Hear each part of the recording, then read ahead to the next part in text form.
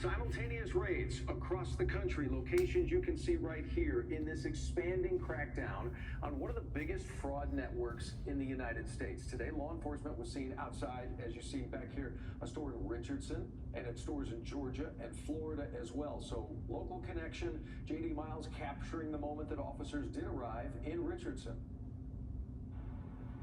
More than $50 million worth of gold has already been seized today during these 3 raids in 3 states, and these are the crates it will be stored in. This investigation is led by the Collin County Sheriff's Office, but also includes state police and federal partners.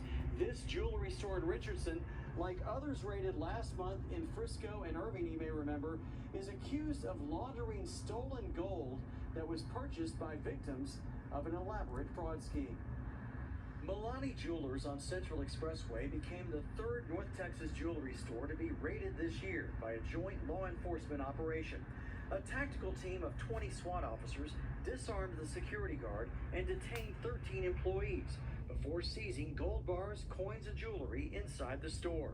Authorities seized the gold that they believe was purchased by elderly victims of fraud who received emails and text messages from overseas call centers that usually include fake law enforcement credentials like these. The victims, like Robert Brown, a retiree in Little Elm who lost $2 million in retirement money, are warned that their bank accounts were either hacked or they were in trouble with the law. They are then directed to withdraw their life savings to buy gold and then handed over to couriers like this one, recorded on surveillance video by law enforcement. These are mugshots of more than a dozen suspected couriers in DFW that have been arrested in the past few months. The Richardson jewelry store, which the fire marshal tells us had an illegal gold melting operation, is suspected of laundering the stolen gold and melting it into items for sale. The latest totals estimate that victims across Texas have lost $74.5 million to the crime, with $13 million of that coming from Collin County victims alone. These photos from the raid in Orlando show where authorities seized an estimated $50 million worth of gold.